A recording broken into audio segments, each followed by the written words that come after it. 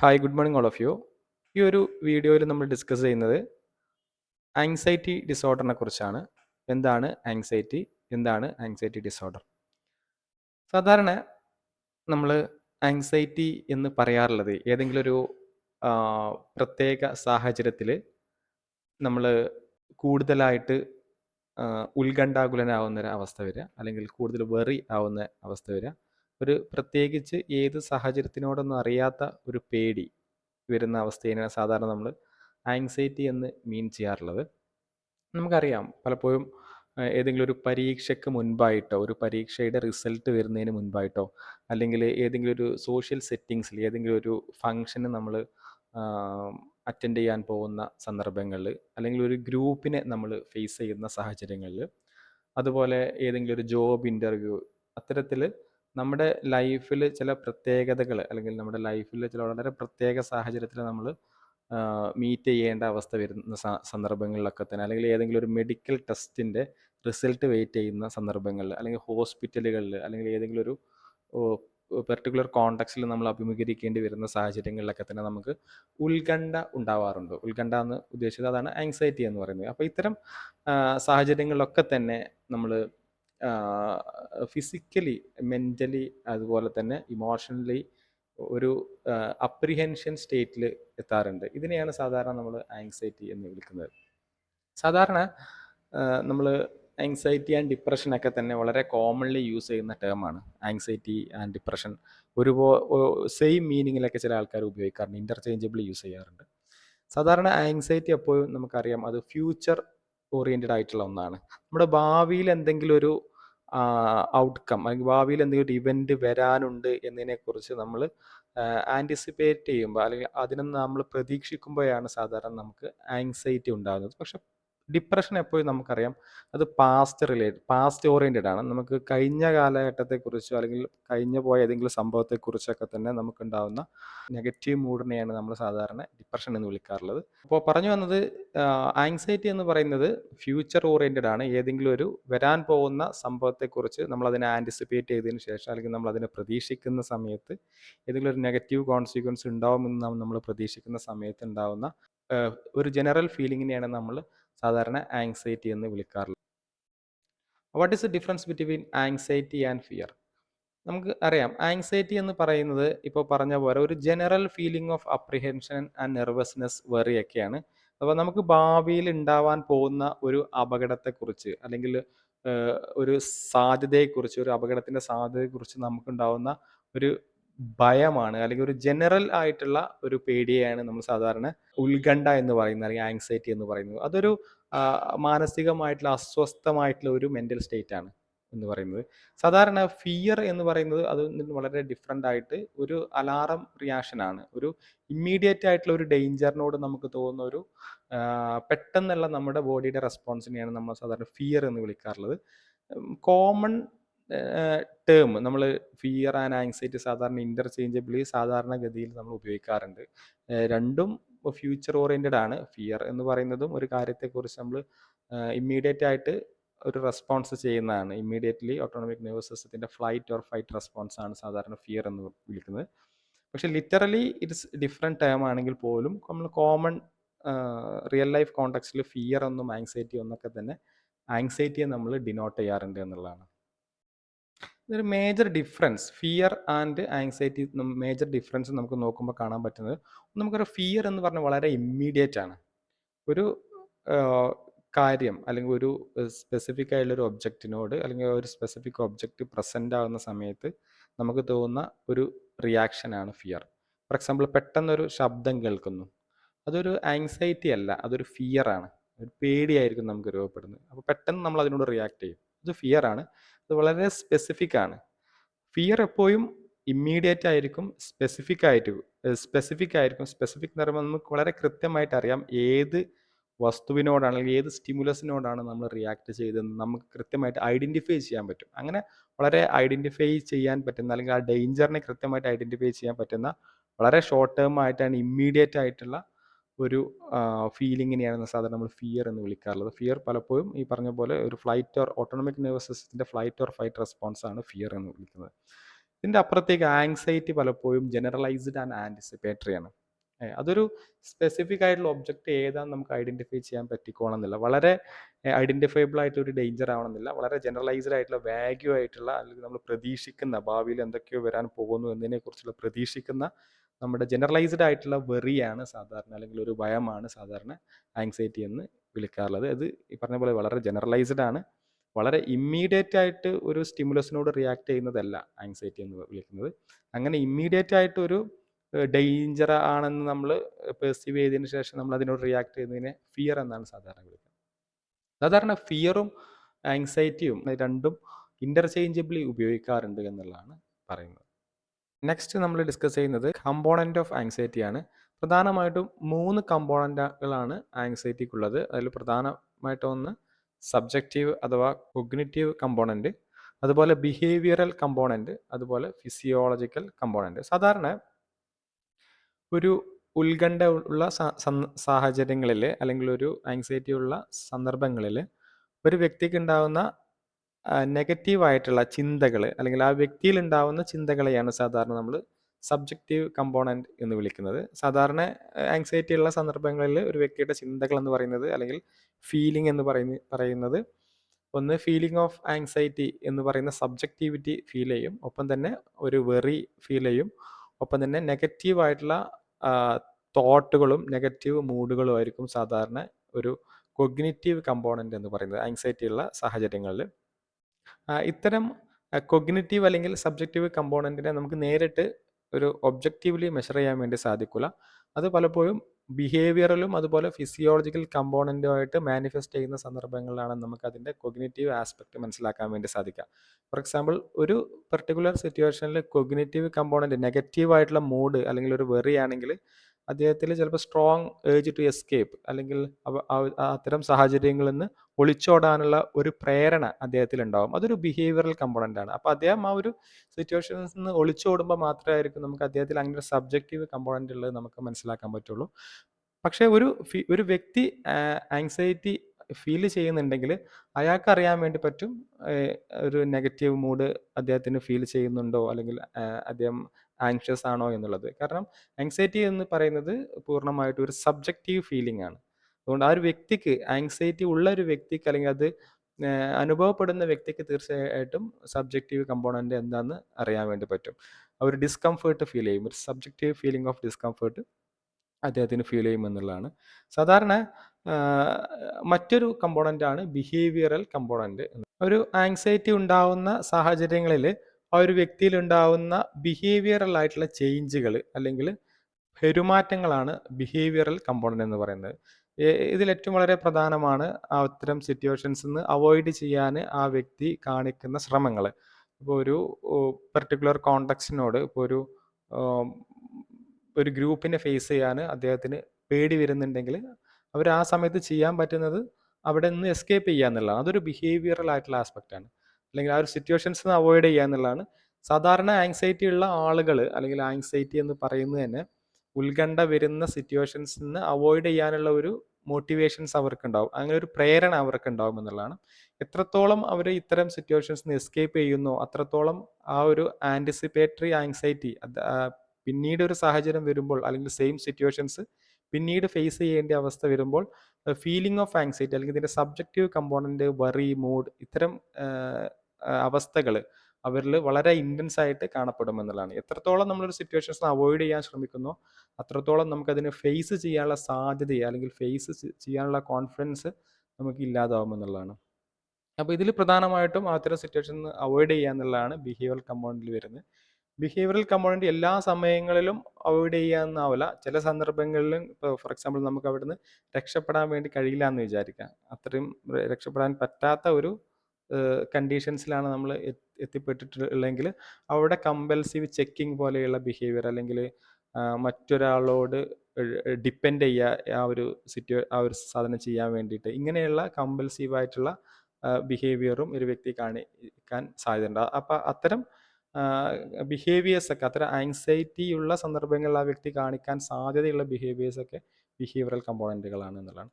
അടുത്ത ഒന്നാണ് physiological component എന്ന് പറയുന്നത്. അത് ഇത്തരം ആങ്സൈറ്റി ഉള്ള സമയങ്ങളിൽ ആ ഒരു വ്യക്തിയിൽ ഉണ്ടാകുന്ന ബയോളജിക്കലായിട്ട് അല്ലെങ്കിൽ ഫിസിയോളജിക്കലായിട്ട് ശാരീരികമായിട്ടുണ്ടാകുന്ന മാറ്റങ്ങളുണ്ട്. ഫോർ എക്സാമ്പിൾ ഹാർട്ട് റേറ്റ് കൂടുന്നത്, അല്ലെങ്കിൽ അയാളുടെ സ്വെറ്റിംഗ് കൂടുന്നത്, ബ്രീത്തിങ് റേറ്റ് കൂടുന്നത്, ഹാർട്ട് റേറ്റ് കൂടുന്നത്, അല്ലെങ്കിൽ വിറയൽ ഫീൽ ചെയ്യുന്നത്.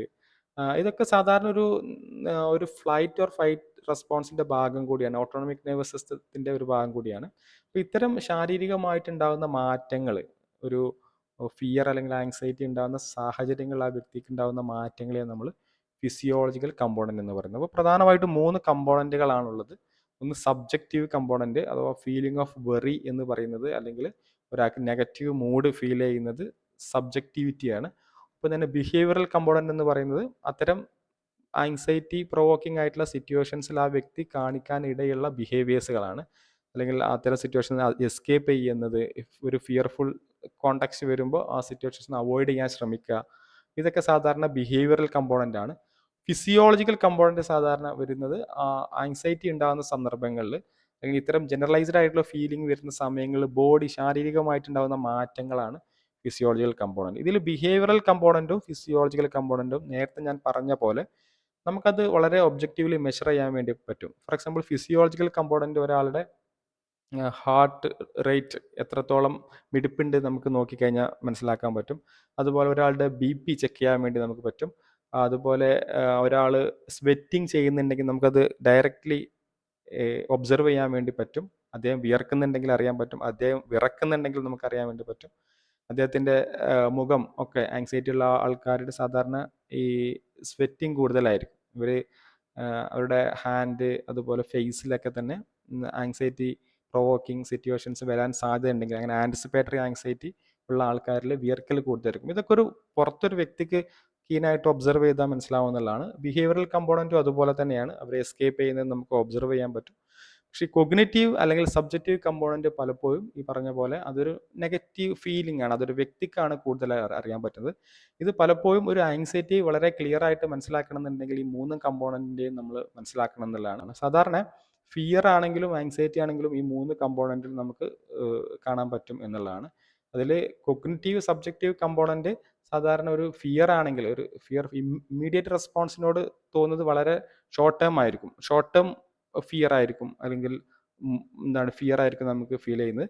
പക്ഷേ ഈ ഒരു ആങ്സൈറ്റിയിലേക്ക് വരുമ്പോൾ അത് ജനറലൈസ്ഡ് ആയിട്ടുള്ള ഒരു ഫിയർ അല്ലെങ്കിൽ ഒരു ഫീലിംഗ് ആയിരിക്കും, ഒരു ജനറലൈസ്ഡ് ആയിട്ടുള്ള വെറി അല്ലെങ്കിൽ ഒരു അപ്രിഹെൻഷൻ ആയിരിക്കും നമുക്ക് ഫീൽ ചെയ്യുന്നത് എന്നുള്ളതാണ്. ബിഹേവിയറൽ കമ്പോണൻറ്റ് ഫിയർ ആണെങ്കിലും ആങ്സൈറ്റി ആണെങ്കിലും ഒക്കെ തന്നെ അവിടെ അവോയ്ഡ് ചെയ്യുക എന്നുള്ളത് ഫിയർ ആണെങ്കിലും സാധാരണ കാണിക്കാറുണ്ട്, അതുപോലെ ആങ്സൈറ്റി ആണെങ്കിലും കാണിക്കാറുണ്ട്. ഫിസിയോളജിക്കൽ കമ്പോണൻറ്റ് മോസ്റ്റ്ലി നമ്മളൊരു ഫിയർഫുൾ സിറ്റുവേഷനോടാണെങ്കിൽ അത് ഫ്ലൈറ്റ് ചെയ്യുന്ന പോലെ തന്നെ ആങ്സൈറ്റിനോട് നമ്മൾ വളരെ ലോങ് ടേം ആയിട്ട് വളരെ പ്ലാനഡ് ആയിട്ട് നമ്മൾ എന്ത് ചെയ്യും, ഇത്തരം ചേഞ്ചസ് ഉണ്ടാവാറുണ്ട്. അല്ലെങ്കിൽ ശാരീരികമായിട്ടുള്ള മാറ്റങ്ങളാണെങ്കിലും ജനറലൈസ്ഡ് ആയിട്ടുള്ള ചേഞ്ചസ് സാധാരണ ആങ്സൈറ്റിയിൽ കാണപ്പെടാറുണ്ട് എന്നുള്ളതാണ്. ഫിയർ ആണെങ്കിൽ അത് വളരെ ഇമ്മീഡിയറ്റ് ആയിരിക്കും റെസ്പോൺസ് എന്ന് മാത്രമേ അതിൽ പ്രധാനമായിട്ടും മാറ്റുള്ളൂ. നെക്സ്റ്റ് നമ്മൾ ഡിസ്കസ് ചെയ്യുന്നത് ആങ്സൈറ്റി ഡിസോർഡർ എന്താണ് എന്നുള്ളതാണ്. ഇപ്പോൾ നമ്മൾ പറഞ്ഞു വാട്ട് ഈസ് ആങ്സൈറ്റി എന്നുള്ളതാണ്. നമുക്കറിയാം anxiety is A general feeling of apprehension ആണ്. ഭാവിയിൽ ഏതെങ്കിലും ഒരു അൺസർട്ടൈൻ ഔട്ട്കംസ്, അല്ലെങ്കിൽ എന്തെങ്കിലും ഒരു ഭാവിയിൽ ഒരു സംഭവം, എന്തെങ്കിലും ഒരു സാഹചര്യം സംഭവിക്കും എന്ന് പ്രതീക്ഷിച്ചുകൊണ്ട് നമ്മൾ അതിനെ ആൻറ്റിസിപ്പേറ്റ് ചെയ്തുകൊണ്ട് നമുക്ക് തോന്നുന്നൊരു അണീസിനെസ്സിനെയാണ് സാധാരണ നമ്മൾ ആങ്സൈറ്റി എന്ന് വിളിക്കുന്നത്. ഇങ്ങനൊരു ഫീലിംഗ്, ആങ്സൈറ്റിയും ഫിയറൊക്കെ സാധാരണ സാഹചര്യങ്ങളിൽ വളരെ കോമൺ ആണ്. നമ്മളൊരു പെർട്ടിക്കുലർ ആയിട്ടുള്ള സാഹചര്യത്തോട് നമുക്കൊരു ഫീൽ ചെയ്യുക എന്നുള്ളത് സ്വാഭാവികമാണ്. അതൊരു അഡാപ്റ്റീവ് മെക്കാനിസം കൂടിയാണ്. മനുഷ്യൻ്റെ അതിജീവനത്തിന് ഹെൽപ്പ് ചെയ്യുന്ന ഒന്നുകൂടിയാണ് നമ്മളൊരു ആങ്സൈറ്റി ഫീൽ ചെയ്യുക എന്നുള്ളത്. ഫോർ എക്സാമ്പിൾ നമുക്കൊരു വളരെ ഡേഞ്ചർ ആയിട്ടൊരു ആനിമലിനെ നമ്മൾ കാണുമ്പോൾ നമുക്കതിനെ സമയത്ത് ഒരു ഫിയർ ഫീൽ ചെയ്യുന്നത് കൊണ്ടാണ് നമ്മൾ അവിടെ നിന്ന് എസ്കേപ്പ് ചെയ്യുന്നത്. പേടിയില്ലാതെ നമ്മൾ ആ സാധനത്തോട് നമ്മൾ അതിനോട് ഇടപഴകുന്ന സന്ദർഭങ്ങളിൽ നമുക്ക് തന്നെ അത് വളരെ അപകടകരമായിട്ട് വരാൻ സാധ്യതയുണ്ട്. അല്ലെങ്കിൽ നമ്മൾ ഒരു വളരെ ഹൈറ്റ് ആയിട്ടുള്ള ഒരു സിറ്റുവേഷൻ നമുക്ക് തീരെ പേടിയില്ലാത്തൊരവസ്ഥ വരുമ്പോൾ നമ്മൾ ചിലപ്പോൾ അവിടെ നിന്ന് അപകടം പറ്റാൻ ചാൻസ് ഉണ്ട്.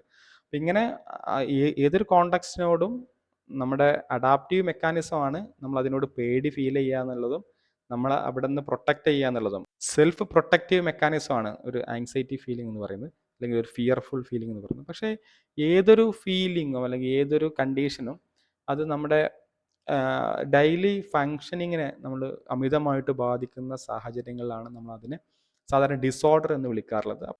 അതുപോലെ ഈ ആങ്സൈറ്റി ഇതുപോലെ തന്നെ ഒരു പെർട്ടിക്കുലർ ലിമിറ്റ് കഴിഞ്ഞാൽ നമുക്കത് നമ്മുടെ ഡെയിലി ഫങ്ഷനിങ്ങിനെയും അതുപോലെ തന്നെ വളരെ ഡിസ്ട്രെസ്ഫുൾ ആയിട്ടുള്ള ഒരു കണ്ടീഷൻസിലൂടെയും കടന്നു പോകും എന്നുള്ളതാണ്. അതുകൊണ്ട് തന്നെ ആങ്സൈറ്റി ഡിസോർഡർ സാധാരണ പറയുന്നത് വളരെ ലോങ് ടേം ആയിട്ട് വളരെ സിഗ്നിഫിക്കൻ്റ് ആയിട്ടുള്ള ചേഞ്ച് ഇത്തരം ആങ്സൈറ്റി അല്ലെങ്കിൽ വളരെ ലോങ് ടേം ആയിട്ട് ഇത്തരം ജനറലൈസ്ഡ് ആയിട്ടുള്ള ഫീലിങ്സ് ഏതെങ്കിലും ഒരു പെർട്ടിക്കുലർ സാഹചര്യത്തോടോ ഒരു സിറ്റുവേഷനോടോ ഒരു ഒബ്ജക്റ്റിനോടൊക്കെ നമുക്ക് നിലനിൽക്കുന്നതിനെയാണ് സാധാരണ ഇത്തരം ഒരു ഗ്രൂപ്പ് ഓഫ് ഡിസോർഡേഴ്സിനെയാണ് സാധാരണ ആങ്സൈറ്റി ഡിസോർഡർ അല്ലെങ്കിൽ ഉത്കണ്ഠ രോഗങ്ങൾ എന്ന് സാധാരണ പറയുന്നത്. ഇത്തരം രോഗങ്ങൾ അല്ലെങ്കിൽ ഇത്തരം അമിതമായിട്ട് ഉത്കണ്ഠയുള്ള ആൾക്കാരിൽ അവരുടെ ഡെയിലി ഫങ്ഷനിങ് പലപ്പോഴും വളരെ ഇൻ്റർഫർ ചെയ്തുകൊണ്ടിരിക്കും, അഥവാ അതിനൊക്കെ തടസ്സം സൃഷ്ടിക്കുമെന്നുള്ളതാണ്. കാരണം നമുക്കറിയാം ഒരാൾക്ക് ഒരു ഗ്രൂപ്പിനെ ഫേസ് ചെയ്യാൻ നമ്മൾ സാധാരണ സോഷ്യൽ ഫോബിയ എന്ന് വിളിക്കും. നമ്മളിതിന് നെക്സ്റ്റ് വീഡിയോയിൽ അത് പറയുന്നുണ്ട്, ഓരോ ടൈപ്പ് ഓഫ് ആങ്സൈറ്റി ഡിസോർഡേഴ്സിനെ കുറിച്ച്. ഒരാൾക്ക് ഒരു ഗ്രൂപ്പിനെ ഫേസ് ചെയ്യാൻ ബുദ്ധിമുട്ടുണ്ടെങ്കിൽ ചിലപ്പോൾ അദ്ദേഹത്തിൻ്റെ എഡ്യൂക്കേഷണൽ ഫങ്ഷനിങ്ങിനോ അല്ലെങ്കിൽ അദ്ദേഹത്തിന് കൃത്യമായിട്ട് ജോലി ചെയ്യുന്നതിലൊക്കെ തന്നെ ആ ഒരു ഫോബിയ അല്ലെങ്കിൽ ആ ഒരു ഫിയർ അദ്ദേഹത്തിനെ ബാധിക്കുന്നുണ്ടാവും. അല്ലെങ്കിൽ ഒരാൾക്കൊരു പുതിയൊരു വ്യക്തിയെ മീറ്റ് ചെയ്യുന്നതിൽ അമിതമായിട്ടുള്ള ആങ്സൈറ്റി ഉള്ള ഒരു വ്യക്തിയാണെങ്കിൽ അദ്ദേഹത്തിന് ഒരു വ്യക്തിയെയും തന്നെ പുതിയതായിട്ട് മീറ്റ് ചെയ്യാൻ വേണ്ടി കഴിയില്ല എന്നുള്ളതാണ്. അപ്പം അത്തരം ആൾക്കാർ അവരുടെ ഫങ്ഷനിങ്ങിനെ ഇൻ്റർപേഴ്സണൽ ആയിട്ടുള്ള റിലേഷൻഷിപ്പിനെയൊക്കെ തന്നെ ബാധിക്കുമെന്നുള്ളതാണ്. അല്ലെങ്കിൽ ഏതെങ്കിലും ഒരു വ്യക്തിക്ക് ഒരു ഡേഞ്ചർ അല്ലാത്ത ഏതെങ്കിലും ഒരു ആനിമലിനെ അമിതമായിട്ട് പേടിയുണ്ടെങ്കിൽ ആ ഒരു വ്യക്തിക്ക് ആ ഒരു ആനിമലിൻ്റെ പിക്ചർ കാണുമ്പോഴേക്ക് ഒരു പാമ്പിനെ സാധാരണ എല്ലാവർക്കും പേടിയുണ്ടാവും. അത് സ്വാഭാവികമാണ്. കാരണം പാമ്പ് എന്ന് പറയുന്നത് പലപ്പോഴും കുറച്ചെങ്കിലും ഡേഞ്ചർ ആയിട്ടുള്ള ഒരു ആനിമലാണ്.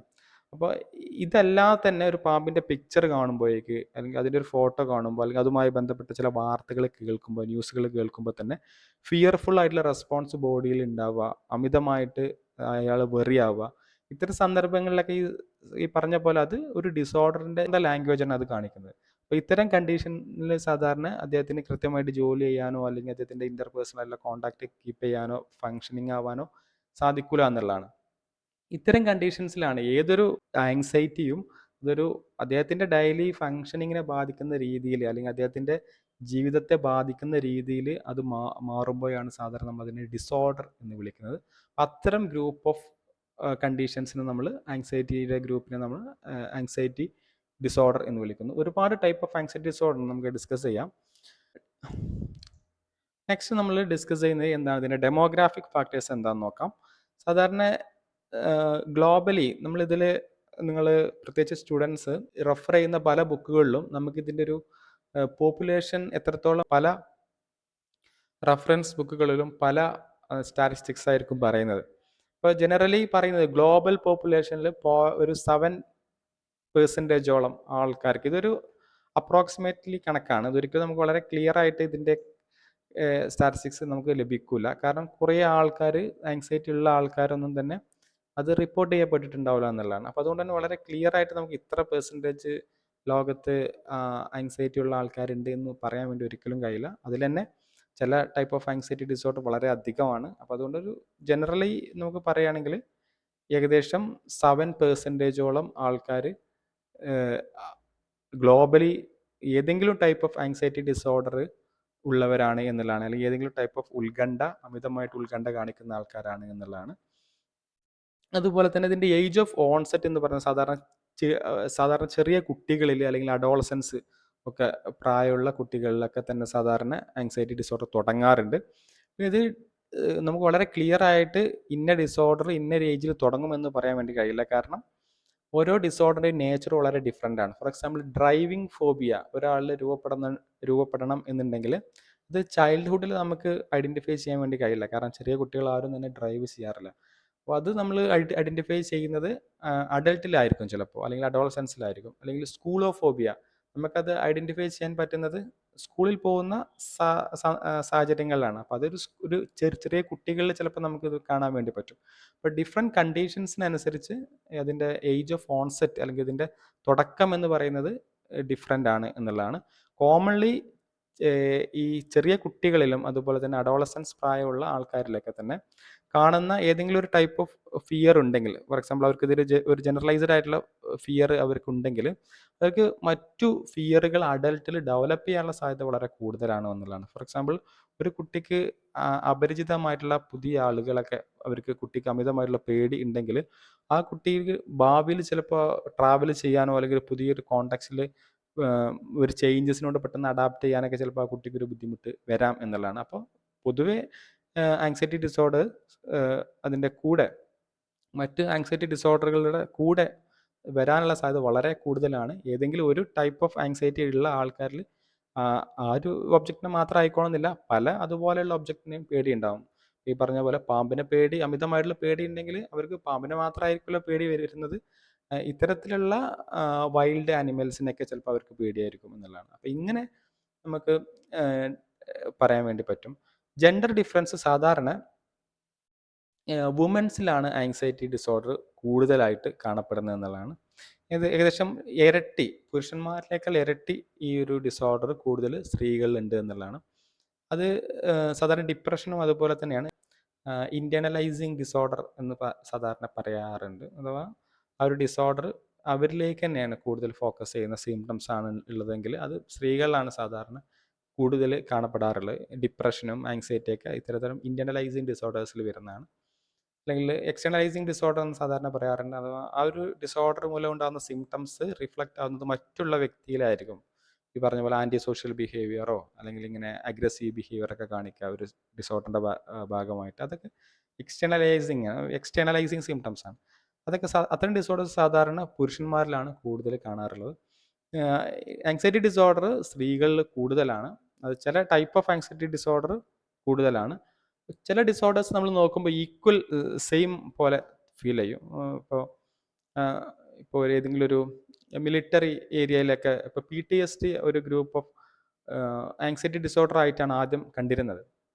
അപ്പോൾ ആ സമയത്തൊക്കെ ആങ്സൈറ്റി സാധാരണ PTSD കൂടുതൽ നമുക്ക് പുരുഷന്മാരിൽ കാണാൻ പറ്റും. കാരണം ഈ കോമ്പാറ്റ് സിറ്റുവേഷൻസിലെ യുദ്ധങ്ങളിൽ ഒക്കെ കൂടുതലും പങ്കെടുക്കുന്നത് പുരുഷന്മാരായിരിക്കും. അല്ലെങ്കിൽ ഇത്തരത്തിലുള്ള വളരെ ഡേഞ്ചർ ആയിട്ടുള്ള അവസ്ഥകളൊക്കെ അഭിമുഖീകരിക്കേണ്ടി വരുന്നു. അപ്പോൾ ഇങ്ങനെയൊക്കെ വരുന്ന സാഹചര്യങ്ങളിൽ പുരുഷന്മാർക്ക് നമുക്ക് ഇത്തരം PTSD പോലെയുള്ള ആങ്സൈറ്റി ഡിസോർഡർ കൂടുതലായിട്ട് കാണാൻ വേണ്ടി പറ്റും.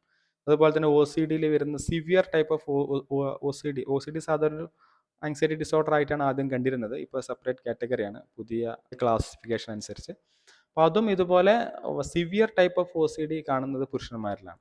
അപ്പോൾ കോമൺലി പറയുകയാണെങ്കിൽ ആങ്സൈറ്റി ഡിസോർഡറുകൾ ഇപ്പോൾ നമ്മൾ specific phobia, social phobia, agoraphobia, generalised anxiety disorder, ഇത്തരം ഡിസോർഡറുകളൊക്കെ തന്നെ സ്ത്രീകളിലാണ് കൂടുതലായിട്ട് കാണപ്പെടുന്നത് എന്നുള്ളതാണ്. അതുപോലെ തന്നെ ഇതിൻ്റെ ഒരു സോഷ്യോ എക്കണോമിക് സ്റ്റാറ്റസുമായി നമ്മൾ നോക്കുമ്പോൾ, ഡെമോഗ്രാഫിക് ഫാക്ടർ നോക്കുമ്പോൾ ലോ സോഷ്യോ എക്കണോമിക് സ്റ്റാറ്റസുള്ള ആൾക്കാരിൽ ഏതെങ്കിലും ടൈപ്പ് ഓഫ് ആങ്സൈറ്റി ഉണ്ടാവാൻ അല്ലെങ്കിൽ ആങ്സൈറ്റി ഡിസോർഡർ ഉണ്ടാവാനുള്ള സാധ്യത കൂടുതലാണ്. അതുപോലെ തന്നെ ഫിനാൻഷ്യൽ ഇൻസ്റ്റെബിലിറ്റി ഉണ്ടെങ്കിൽ, ജോബ് ഇൻസെക്യൂരിറ്റി ഉണ്ടെങ്കിൽ, ലോവർ എഡ്യൂക്കേഷൻ ലെവലാണെങ്കിൽ അതൊക്കെ ഹയർ ആങ്സൈറ്റി റേറ്റ് കൂട്ടാൻ ഒരു റിസ്ക് ഫാക്ടറായിട്ട് നമുക്ക് വേണമെങ്കിൽ അല്ലെങ്കിൽ ഒരു ഡെമോഗ്രാഫിക് ഫാക്ടറായിട്ട് പറയാൻ വേണ്ടി പറ്റും എന്നുള്ളതാണ്. പിന്നെ ഈ പറഞ്ഞ പോലെ കോമോർബിഡിറ്റി ഹൈലി വിത്ത് ഡിപ്രഷനുള്ള ആൾക്കാരിൽ ആങ്സൈറ്റി ഉണ്ടാവാനുള്ള സാധ്യത കൂടുതലാണ്. ഡിപ്രഷൻ നേരത്തെ പറഞ്ഞ പോലെ അതൊരു പാസ്റ്റ് ഓറിയൻറ്റഡ് ആണ്, ആങ്സൈറ്റി ഫ്യൂച്ചർ ഓറിയൻറ്റഡ് ആണ്. അപ്പോൾ സാധാരണ ആൻറ്റിസിപ്പേറ്റ് ചെയ്യുന്ന ഫ്യൂച്ചറിൽ ആൻറ്റിസിപ്പേറ്റ് ഡേഞ്ചർ ആയിട്ടുള്ള ഒരു ഭീഷണി അവർക്ക് മുമ്പിൽ ഉണ്ടെന്ന് കാണുന്നതിനാണ് സാധാരണ ആങ്സൈറ്റി ഉണ്ടാവാറുള്ളത്. ആങ്സൈറ്റി ഉള്ള ആൾക്കാർ അതിനെ പെർസീവ് ചെയ്യുന്നത് നെഗറ്റീവ് ആയിട്ടുള്ള വേയിലൂടെ ആയിരിക്കും. കാരണം അവർ നെഗറ്റീവ് മൂഡായിരിക്കും, നമ്മൾ ഓൾറെഡി ഡിസ്കസ് ചെയ്തതാണ്. ഈ സമയങ്ങളിൽ അവർ അതിനെ പെർസീവ് ചെയ്യുന്നത് നെഗറ്റീവ് വേയിലൂടെ ആയിരിക്കും, അതിനെ ഇൻ്റർപ്രറ്റ് ചെയ്യുന്നത് നെഗറ്റീവ് രീതിയിലായിരിക്കും. അവർക്കതൊരു ഹാം പറ്റിയ രീതിയിലായിരിക്കും അവരതിനെ മെമ്മറൈസ് ചെയ്യുന്നതൊക്കെ ഭാവിയിൽ. അപ്പം അങ്ങനെ വരുമ്പോൾ അവർക്കത് ഡിപ്രഷനായിട്ട് ഫീൽ ചെയ്യും ഭാവിയിൽ, കാരണം അത് ആ ഒരു ഇവൻറ്റ് പാസ്റ്റ് ആവുമല്ലോ അപ്പോഴേക്കും. അപ്പോൾ സാധാരണ ആങ്സൈറ്റി ഉള്ള ആൾക്കാർക്ക് ഡിപ്രഷനുള്ള സാധ്യത കൂടുതലാണ്.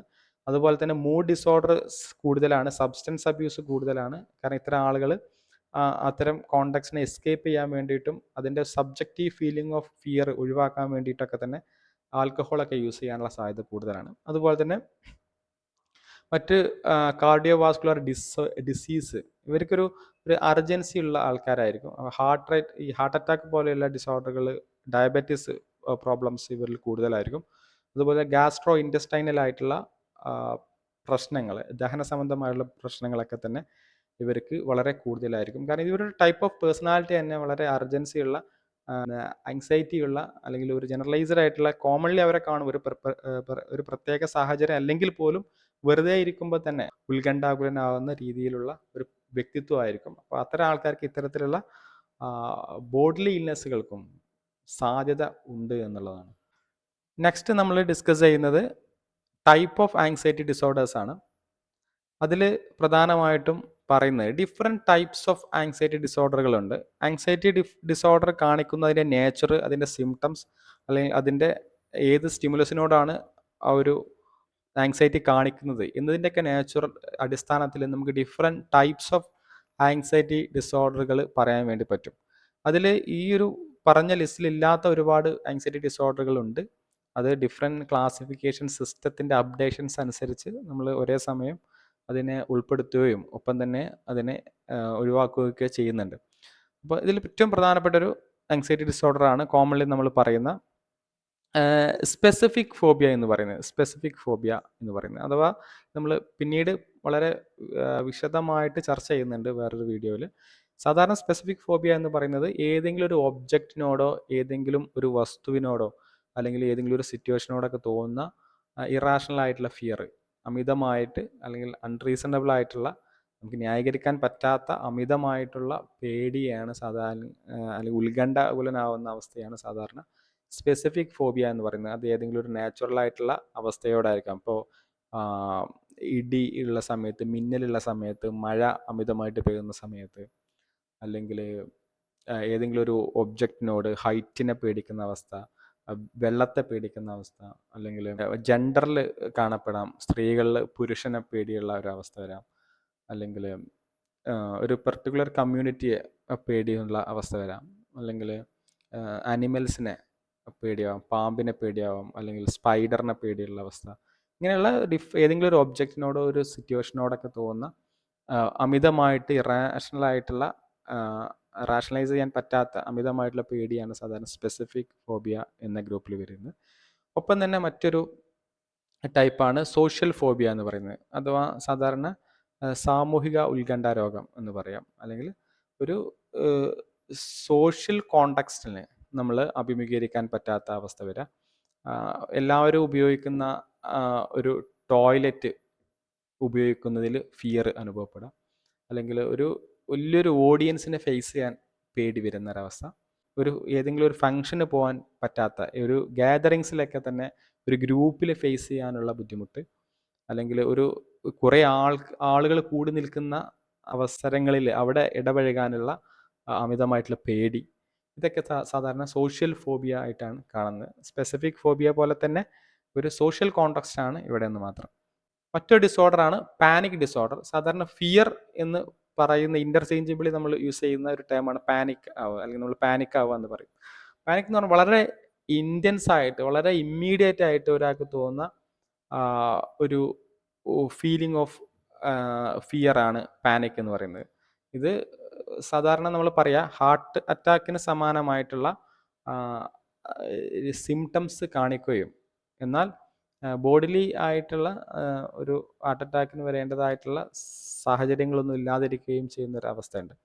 ആണ് പാനിക് ഡിസോർഡർ എന്ന് പറയുന്നത്. അഥവാ അവരുടെ ഹാർട്ട് അമിതമായിട്ട് ഹംബ് ചെയ്യുന്നത് പോലെ തോന്നും, അതുപോലെ തന്നെ ചെസ്റ്റ് പെയിൻ ഫീൽ ചെയ്യും, അതുപോലെ ഹാർട്ട് റേറ്റ് അമിതമായി കൂടും, സ്വെറ്റിങ് ഉണ്ടാവും, പെട്ടെന്ന് സ്വെറ്റ് ചെയ്യും, അതുപോലെ വിറയൽ അനുഭവപ്പെടും. ഇങ്ങനെ സാധാരണ ഹാർട്ട് അറ്റാക്കുള്ള സന്ദർഭങ്ങളിൽ ഉണ്ടാകുന്ന അവസ്ഥ വളരെ ഇൻറ്റൻസ് ആയിട്ട് ഒരു വളരെ ചെറിയ സമയത്തിൽ തന്നെ വളരെ ഇൻറ്റൻസ് ആയിട്ട് ഇത്തരം ഫീലിംഗ് തോന്നുകയാണ് പാനിക് ഡിസോർഡർ എന്ന് പറയാം. പാനിക് ഡിസോർഡർ രണ്ട് രീതിയിൽ വരാം. അത് അഗോറാഫോബിയയുടെ കൂടെ വരാം, ഒപ്പം തന്നെ പാനിക് ഡിസോർഡർ വിത്തൗട്ട് അഗോറാഫോബിയയും കാണപ്പെടാം എന്നുള്ളതാണ്. അതുപോലെ തന്നെ മറ്റൊരു ഡിസോർഡറാണ് ജനറലൈസ്ഡ് ആങ്സൈറ്റി ഡിസോർഡർ എന്ന് പറയുന്നത്. ഈ പറഞ്ഞ പോലെ ഒരു ഫ്രീ ഫ്ലോട്ടിങ് ആങ്സൈറ്റി ഫീൽ ചെയ്യുന്നത്, ഒരു പർട്ടിക്കുലർ ഒബ്ജക്റ്റിനോടൊന്നുമല്ല, പക്ഷെ ജനറലി എപ്പോഴും അവരൊരു ജനറൽ ഫീലിംഗ് ആയിരിക്കും ഇവർക്ക് ഉണ്ടാകുന്നത്. എപ്പോഴും ഒരു വെറി ഫീലിംഗ് അവർക്ക് രൂപപ്പെടും. ഇപ്പോൾ രാത്രി ചിലപ്പോൾ ഒരു വെറുതെ അവർക്ക് പോലും അറിയില്ല അവർ എന്തിനോടാണ് ഉത്കണ്ഠാകുലനാകുന്നത് എന്നുള്ളത്. അങ്ങനെ ഒരു ഒബ്ജക്റ്റിനോടൊന്ന് പറയാൻ വേണ്ടി പറ്റാതെ പൊതുവെ എല്ലാ സാഹചര്യത്തിലും ഉത്കണ്ഠാകുലനാവുന്ന ഒരു അവസ്ഥയാണ് ജനറലൈസ്ഡ് ആങ്സൈറ്റി ഡിസോർഡർ എന്ന് പറയുമ്പോൾ. രാവിലെ എണീക്കുമ്പോൾ അവർ വെറുതെ ഒരു ഉത്കണ്ഠാകുലനാവുന്ന ഒരു അവസ്ഥയായിരിക്കും. ഇങ്ങനെ ഒരു ഉത്കണ്ഠ അവരുടെ നിത്യജീവിതത്തിൽ എല്ലാ സാഹചര്യങ്ങളിലും കാണപ്പെടുന്ന ഒരു അവസ്ഥയാണ് ജനറലൈസ്ഡ് ആങ്സൈറ്റി. ഇത് വളരെ ഇൻറ്റൻസ് ആയിട്ടുള്ള ഒരു ആങ്സൈറ്റി അല്ല, എന്നാൽ ചെറിയ രീതിയിലുള്ളൊരു ഉത്കണ്ഠ അവരുടെ എല്ലാ പ്രവൃത്തികളിലും എല്ലാ സാഹചര്യങ്ങളിലും ഇവർക്ക് കാണാൻ വേണ്ടി പറ്റും എന്നുള്ളതാണ്. പിന്നെ മറ്റൊരു ആങ്സൈറ്റി ഡിസോർഡർ ആണ് സാധാരണ നമ്മൾ പറയാറുണ്ട് OCD അല്ലെങ്കിൽ ഒബ്സസീവ് കമ്പൽസീവ് ഡിസോർഡർ. OCD ഇപ്പോൾ പുതിയ ക്ലാസിഫിക്കേഷൻ അനുസരിച്ച് സെപ്പറേറ്റ് കാറ്റഗറിയാണ്. ഒബ്സഷനും കമ്പൽഷനും അതർ ഇത്തരത്തിലുള്ള റിപ്പറ്റേറ്റീവ് ബിഹേവിയേഴ്സ് ഒക്കെ ഉള്ള ഡിസോർഡറുകളെ സെപ്പറേറ്റ് കാറ്റഗറി ആയിട്ട് തരംതിരിച്ചിട്ടുണ്ട്. പക്ഷെ നമുക്കൊരു എഡ്യൂക്കേഷൻ പർപ്പസിന് വേണ്ടി നമ്മൾ പഠിക്കുമ്പോൾ നമുക്ക് OCD ഒരു ആങ്സൈറ്റി ഡിസോർഡറിൻ്റെ കാറ്റഗറിയിൽ തന്നെ നമുക്ക് പറയാൻ വേണ്ടി പറ്റും. സാധാരണ ഒബ്സഷൻ ആൻഡ് കമ്പൽഷൻ നമുക്കറിയാം. സാധാരണ നമ്മൾ OCD എന്ന് പറയാറുള്ളത് ഏതെങ്കിലും ഒരു തോട്ട്, റിപ്പീറ്റേറ്റീവ് ആയിട്ട് ചില തോട്ടുകൾ വരിക, അല്ലെങ്കിൽ ആ ഒരു തോട്ടിനെ കുറിച്ച് അമിതമായിട്ടുള്ള ആങ്സൈറ്റി രൂപപ്പെടുക. അത്തരം തോട്ടുകൾ ഇൻട്രൂസീവ് ആണ്, അവരുടെ മൈൻഡിൻ്റെ ഉള്ളിൽ നിന്ന് തന്നെയാണ് വരുന്നത് എന്നുള്ള ചിന്ത അവർക്ക് രൂപപ്പെടുക. ഇത്തരം ഒബ്സഷനെ കുറക്കാൻ വേണ്ടിയിട്ട് റിപ്പീറ്റേറ്റീവ് ബിഹേവിയറിൽ ചെക്കിങ്, അല്ലെങ്കിൽ ഡോർ വീണ്ടും ക്ലോസ് ചെയ്തിട്ടുണ്ടോ ചെക്ക് ചെയ്യുക, അല്ലെങ്കിൽ ലോക്ക് ചെയ്തിട്ടുണ്ടോ ചെക്ക് ചെയ്യുന്ന അവസ്ഥ, കാർ ലോക്ക് ചെയ്തിട്ടുണ്ടോ ചെക്ക് ചെയ്യുന്ന അവസ്ഥ, അല്ലെങ്കിൽ വീണ്ടും വാഷ് ചെയ്തുകൊണ്ടിരിക്കുന്ന അവസ്ഥ, അത് വൃത്തിയായിട്ടില്ല എന്നുള്ള ഫീലിംഗ് തോന്നുക. ഇങ്ങനെ അവർ വീണ്ടും വീണ്ടും ചെയ്യുന്നതിലൂടെ അവരുടെ ആങ്സൈറ്റി താൽക്കാലികമായിട്ടെങ്കിലും ഇല്ലാതാവുന്നൊരവസ്ഥ. ഇതിൻ്റെ പ്യുവർലി ഇതിൻ്റെ നേച്ചർ എന്ന് പറയുന്നത് ആങ്സൈറ്റി നേച്ചറാണ് OCDയിൽ നമുക്ക് വേണ്ടി കാണാൻ വേണ്ടി പറ്റുക. ഈ റിപ്പീറ്റേറ്റീവ് ബിഹേവിയേഴ്സൊക്കെ ഉണ്ട്. റിപ്പീറ്റേറ്റീവ് ബിഹേവിയേഴ്സ് പലപ്പോഴും ആങ്സൈറ്റി കുറക്കാൻ വേണ്ടിയിട്ട് ചെയ്യുന്ന ഒരു മെക്കാനിസമാണ് ഇങ്ങനെ വീണ്ടും അത് വൃത്തിയാക്കുക എന്നൊക്കെ പറയുന്നത്. അങ്ങനെ വൃത്തിയാക്കുന്ന സന്ദർഭങ്ങളിൽ ഇവർക്ക് താൽക്കാലികമായിട്ടുള്ളൊരു ആങ്സൈറ്റി റിഡക്ഷൻ ഫീൽ ചെയ്യുമെന്നുള്ളതാണ്. പക്ഷെ അതൊരു താൽക്കാലികമാണ്. അത് ഫുൾ ബ്ലോൺ ആയിട്ട് അടുത്ത സിറ്റുവേഷൻസിൽ കൂടുതൽ ആങ്സൈറ്റി ക്രിയേറ്റ് ചെയ്യുമെന്നുള്ളതാണ്. അപ്പോൾ ഇങ്ങനെ OCDയിലും നമ്മളൊരു ആങ്സൈറ്റിയുടെ നേച്ചർ എലമെൻറ്റ് നമുക്ക് കാണാൻ വേണ്ടി പറ്റും. അപ്പോൾ ഇങ്ങനെ ഒരുപാട് ടൈപ്പ് ഓഫ് ആങ്സൈറ്റി ഡിസോർഡറുകൾ നമുക്ക് പറയാൻ വേണ്ടി പറ്റും. നെക്സ്റ്റ് നമ്മൾ ഡിസ്കസ് ചെയ്യുന്നത് പ്രധാനപ്പെട്ട സിംറ്റംസ് ആണ്. വളരെ ചുരുക്കിയിട്ട് നമ്മൾ സിംറ്റംസ് പറയാം. എല്ലാ സ്പെസിഫിക് ആയിട്ടുള്ള ഓരോ ടൈപ്പ് ഓഫ് ആങ്സൈറ്റി ഡിസോർഡറുകൾക്കും സിംറ്റംസ് ഉണ്ട്. കോമൺലി എല്ലാ ആങ്സൈറ്റി ഡിസോർഡറുകളിലും കാണപ്പെടുന്ന സിംറ്റംസ്, അതിൽ പ്രധാനപ്പെട്ട ഒന്നാണ് ഫിസിക്കൽ സിംറ്റംസ്, ശാരീരികമായിട്ടുണ്ടാകുന്ന അടയാളങ്ങൾ. സാധാരണ നമ്മൾ ഓൾറെഡി പറഞ്ഞാണ്, ഇവരുടെ ഹാർട്ട് റേറ്റ് വളരെ ഇൻക്രീസ്ഡ് ആയിട്ടുള്ള ഹാർട്ട് റേറ്റ് കാണാം. ആങ്ഷ്യസ് ആണ് എന്ന് നമ്മൾ അറിയുന്നത് നമ്മുടെ ഹാർട്ട് റേറ്റ് കൂടുമ്പോഴേക്കായിരിക്കും. നമുക്ക് അവർക്ക് തന്നെ ഫീൽ ചെയ്യും ഹാർട്ട് റേറ്റ് കൂടുന്നതായിട്ട്. അതുപോലെ സ്വെറ്റിങ്, അമിതമായിട്ട് വിയർക്കുന്ന അവസ്ഥ വരിക. അതുപോലെ തന്നെ ബ്രീത്തിങ്, സാധാരണ ഷോർട്ട്നെസ് ഓഫ് ബ്രീത്ത് എന്ന് പറഞ്ഞാൽ ശ്വാസം നമുക്കിങ്ങനെ തിങ്ങി നിൽക്കുന്ന പോലെയൊക്കെ ഫീൽ ചെയ്യും. അതാ ഒരു പൂർണ്ണ അർത്ഥത്തിൽ റിലാക്സ് ആയിട്ട് ബ്രീത്തിങ് ചെയ്യാൻ പറ്റാത്ത അവസ്ഥ വരെ വരിക.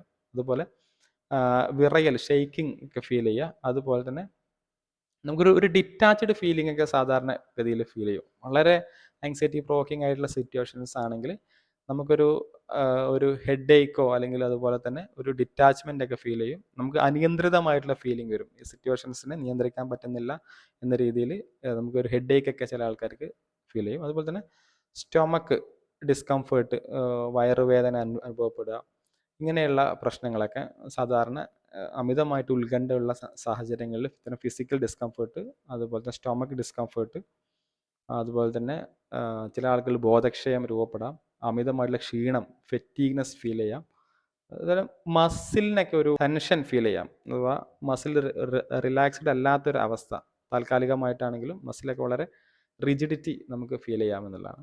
ഇതാണ് പ്രധാനപ്പെട്ട ഫിസിക്കൽ സിംറ്റംസ് എന്ന് പറയുന്നത്. നെക്സ്റ്റ് പ്രധാനപ്പെട്ട കോഗ്നിറ്റീവ് സിംറ്റംസ് എന്താണെന്ന് നോക്കാം. ഇതിൽ പ്രധാനമായിട്ടും എക്സസീവ് വെറിയാണ്.